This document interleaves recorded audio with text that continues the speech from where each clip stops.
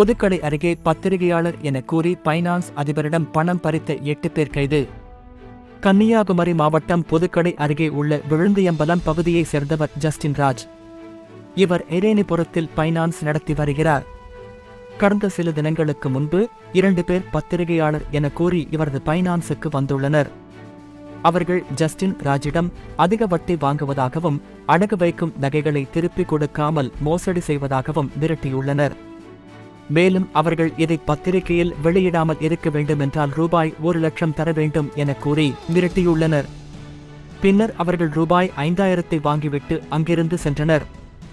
இதனிடையே இன்று மீண்டும் அவர்கள் ஜஸ்டின் ராஜை அழைத்து 1 லட்சம் ரூபாயுடன் புதுக்கடை அருகே வர வேண்டும் என கூறியுள்ளனர்.